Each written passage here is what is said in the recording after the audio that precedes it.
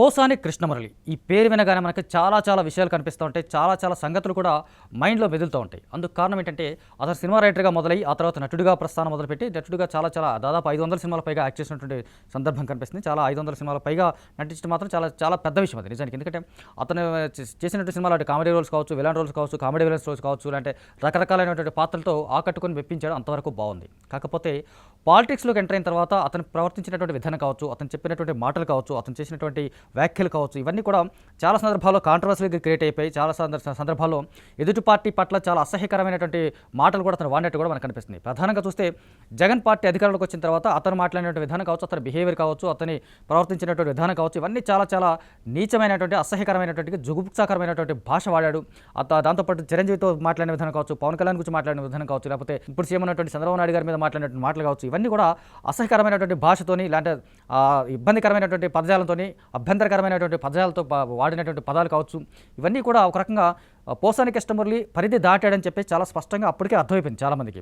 అతను పరిధి దాటి కనిపించే కాకుండా ఆ పరిధి దాటి చాలా దూరం వెళ్ళిపోయి చాలా అసహ్యకరంగా మాట్లాడినటువంటి మాటలు కూడా చాలా మందికి అర్థమైన విషయం మనకు కనిపిస్తుంది. కట్ చేస్తే ఇప్పుడు మళ్ళీ చంద్రబాబు నాయుడు అధికారంలోకి కూటమి ప్రభుత్వం వచ్చిన తర్వాత ఇమీడియట్గా అతను అరెస్ట్ చేశారు. అరెస్ట్ చేసిన తర్వాత అతను జైల్లోకి కూడా పెట్టారు. ఆ జైల్లోకి వెళ్ళిన తర్వాత అతనికి కానీ ఎప్పుడు కానీ తత్వం బోధపడలేదు మనకి. ఎందుకంటే ఏది మంచి ఏది చెడు అనేది స్పష్టంగా వైఖరి ఉంటుంది, స్పష్టమైనటువంటి విధానం కనిపిస్తుంది.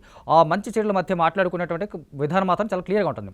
ఆ మంచి చెడులు దాటేసి అసహ్యకరమైనటువంటి భాష కావచ్చు, జుగుప్సాకరమైనటువంటి భాష కావచ్చు, ఇందులోకి వెళ్ళిన తర్వాతే అతను అరెస్ట్ అయిన విధానం మాత్రం ఆ కారణంగానే అరెస్ట్ అయ్యడం మాత్రం చాలా మంది తెలుసు. ఎందుకంటే ఆ కారణంగానే పోసాని కృష్ణమురళి జైలుకి వెళ్ళినప్పుడు ఎవరు కూడా సింపతి చూపించలేదు, ఎవరు కూడా అయ్యో పాపం అనలేదు. ఎందుకంటే అతను అతను మాట్లాడిన విధానం కావచ్చు, అతని భాష కావచ్చు, ఇవన్నీ కూడా ఈ ఇబ్బందికరమైనటువంటి సందర్భాలు కాబట్టి ఆ కారణంగా అతను పోలీసులు అరెస్ట్ అయ్యారు, జైలుకి వెళ్ళాడు. ఆ జైలుకి వెళ్ళిన తర్వాత తత్వం బోధపడేది, సైలెంట్గా కామ్గా అయిపోయాడు.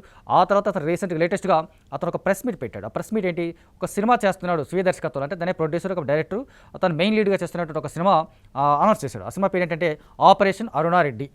అరుణారెడ్డి అంటే అమ్మాయి పేరు అని కావచ్చు, ఇతనే క్యారెక్టర్ అంట. అరుణారెడ్డి అనే పాత్రలో అతనే కనిపిస్తారంట, అతనే నటిస్తారని చెప్పేసి కూడా కనిపిస్తుంది. ఆ కారణంగా అతను ఫస్ట్ పోస్టులో కూడా చీరకట్టులో కూడా అతను కనిపిస్తున్నాడు. నిజానికి అతనికి సెట్ అయిపోద్దాం, యాప్ట్ అయిపోద్దాం అని అనిపించేలాగానే మనకు అది కనిపించేలా ఉంది. ఎందుకంటే ఆ చీరకట్టుతో అంటే కనుక పోసాని కృష్ణమురళి సెట్ అవుతారని చెప్పేసి చాలామంది కూడా భావించారు, అనుకుంటున్నారు కూడా.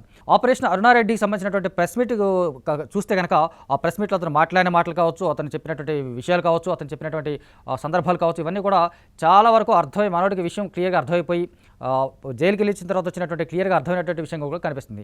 ఎందుకంటే అతను ఎప్పుడు పార్టీలో ఉండలేదు, ఏ పార్టీలో లేను నేను, ఏ పార్టీకి సభ్యత్వంలో లేను, ఏ పార్టీకి తీసుకోలేని చెప్తూనే చెప్పాడు. కానీ నిజానికి వాస్తవం ఏంటి, అతను ఆల్రెడీ జగన్ ప్రభుత్వంలో చాలా కీలకమైనటువంటి పదవులు కూడా అతను తీసుకున్నాడు. అలాంటి వ్యక్తి నేను ఏ పార్టీకి సంబంధించిన కాదు, ఏ పార్టీలో లేను అని చెప్పడం ఎంతవరకు సమంజసం, ఎంతవరకు కరెక్టా, లేకపోతే నిజంగా తత్వం బాధపడింది కాబట్టి ఇక్కడ నుంచి ఏ పార్టీలో వెళ్ళలేను, నేను ఏ రాజకీయాల్లోకి వెళ్ళని చెప్పేసినప్పుడు మాట కావచ్చు, లేకపోతే ఇక్కడ నుంచి నేను పాలిటిక్స్ దూరం అయిపోయి కేవలం సినిమాల మీదనే ఫోకస్ చేస్తానని చెప్పాడు ప్రెస్ మీట్లోనే.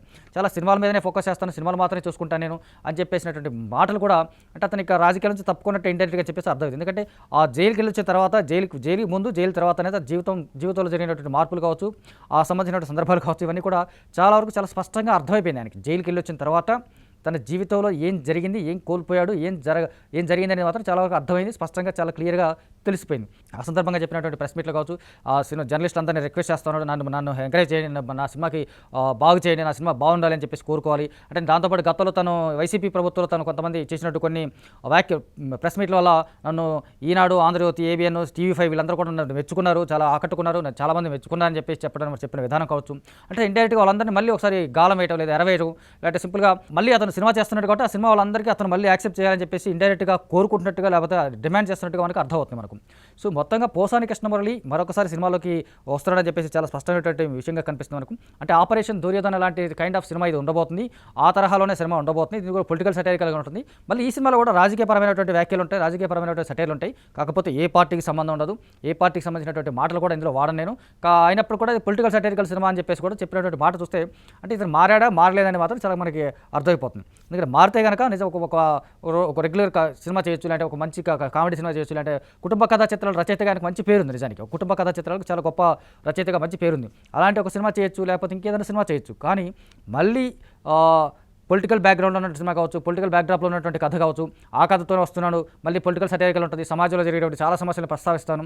చాలా సమస్యలపైన నేను మాట్లాడతాను, సినిమాలో మాట్లాడతాను అని చెప్పినటువంటి మాటలు చూస్తే గనుక అతనేవి మారలేదు, మారడు అన్న విషయం మాత్రం మనకు అర్థమయ్యేలాగా ఆ ప్రెస్ మీట్‌లో చెప్పింది మాత్రం అర్థమవుతుంది మనకి. ఎందుకంటే అతను రాజకీయ పార్టీలో ఏ పార్టీలో లేనని చెప్పాడు. కానీ అది వాస్తవం కాదన్న విషయం అందరికీ తెలుసు. అందరికీ అర్థమైనటువంటి విషయం కూడా తెలుసు మనకు.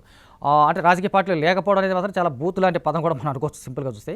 అయినప్పటికీ అతను సినిమాకి సంబంధించినటువంటి మాటలు మాత్రం సినిమాకి సంబంధించినటువంటి విషయాలు కావచ్చు, దాంతో ప్రెస్ మీట్లో చెప్పినటువంటి మాటలు కావచ్చు, ఇవన్నీ కూడా ఎవరి నమ్మడానికి లేదు, నమ్మేదానికి ఆస్కారం లేదు, నమ్మేదానికి ఎట్టి పరిస్థితుల్లో కూడా ఛాన్స్ లేదన్నట్టుగానే మనకి మళ్ళీ ఈ ప్రెస్ మీట్లో కూడా మనకు అర్థమైపోతుంది. ఆ ప్రెస్ మీట్లో చెప్పినటువంటి మాటలు కావచ్చు, ఆ ప్రెస్ మీట్లో చెప్పినటువంటి వ్యాఖ్యలు కావచ్చు, దాంతోపాటు విజయ్ పార్టీకి సంబంధించిన కూడా కొన్ని కామెంట్స్ చేశాడు. విజయ్ పార్టీ అద్భుతంగా ఉన్నాడు, విజయ్ పార్టీ అద్భుతంగా చేస్తానని చెప్పేసి అతని గురించి మాట్లాడాడు, ఇక్కడ ఉన్నటువంటి రాజకీయ పార్టీల గురించి మాట్లాడాడు. లేకపోతే ఎవరి గురించి డైరెక్ట్గా చెప్పకుండా తెలుగు స్టేట్కి సంబంధించిన కనుక ఎవరి పేరు డైరెక్ట్గా ప్రస్తావించకుండా అందరూ బాగున్నారు, అందరూ బాగానే ఉన్నారని చెప్పేసి చెప్పడం. ఇతను పొలిటికల్ సినిమా చేస్తున్నానని చెప్పినప్పుడు మాత్రం ఖచ్చితంగా చాలామంది ఇతను ఎట్టి పరిస్థితుల్లో మారడు అని మాత్రం అర్థమైంది.